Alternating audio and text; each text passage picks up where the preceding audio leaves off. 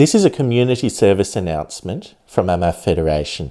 Firstly, we acknowledge the frontline workers who have been working during this difficult time to care for people who have the coronavirus, but also to ensure that essential services continue, even though that may place them at greater risk than the rest of us.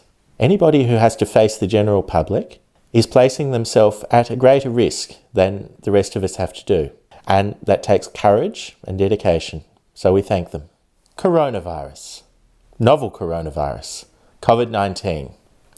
You all know by now, we're in the midst of a pandemic. A pandemic is when a virus or other pathogen spreads throughout the population of the world uncontrolledly. The current pandemic has caused a lot of fear, a lot of anxiety. Here in Australia, we are at really the beginning of what other countries have experienced. We've had, so far, only a very small number of deaths. Many carriers of the virus are what is called asymptomatic, which means that they don't show any signs of being sick, and yet others can catch the infection from them. This makes it very hard to track the virus through the community. There is a limited supply of testing kits in Australia, and very few countries have the ability to test a large proportion of their population. That's why testing has to be focused on areas where there is a high probability of a positive result, such as among people who have just arrived from overseas.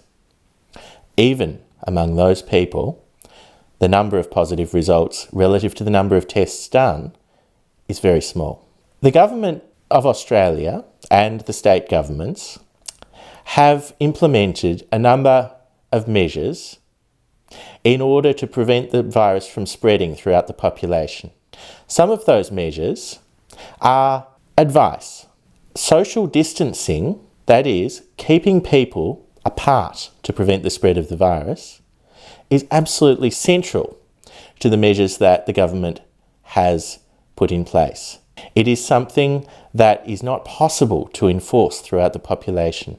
That means that each one of us, as members of the community, has a responsibility to follow the recommendations. This graph shows projections of the number of cases Australia would experience if, following the blue line, 90% of Australians complied with the measures that are put in place, the social distancing measures. The green line represents a projection of what would have happened if 80% of people had complied.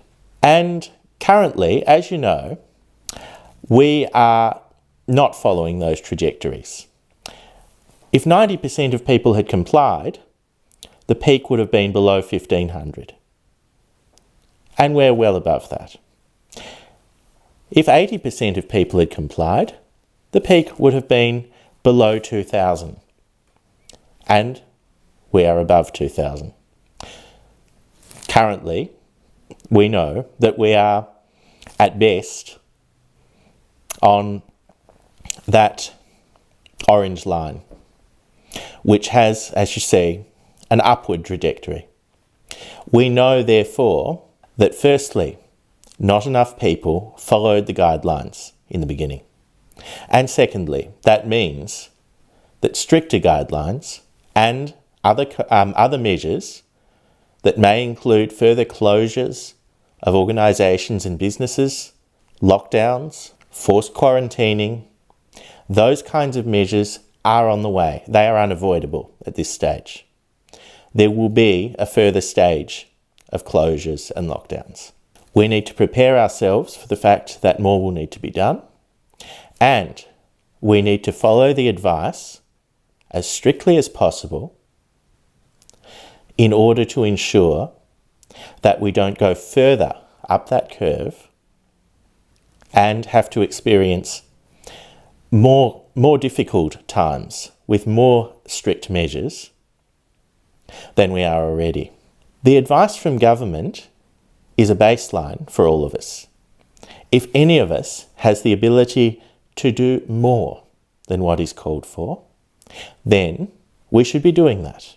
If we're thinking, should I go to my friend's house for a gathering of 20 people? Is the gathering absolutely necessary? We need to think about these things ourselves and take responsibility as individuals.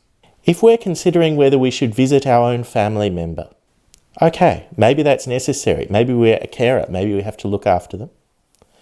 But we should be implementing measures such as physical distance in between us and them. If we are passing them an object that we've touched, we should be taking measures to ensure that it doesn't become a vector of infection.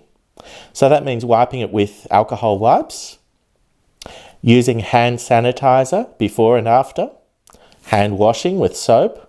All of these measures reduce the risk. If we are in a home and we have children who have been going to school, those children have been exposed to other people, there is some possibility that they may be carriers of the virus. That means that we need to be practicing infection control in our homes. We need to be maintaining as much distance as possible between us and those children. Avoid touching. Keep a metre distance between whenever possible. And if you have to touch them, if you have to hold their hand, afterwards, just wash your hands. Don't touch your face. Take precautions. Every little bit that you can do will help in its own small way.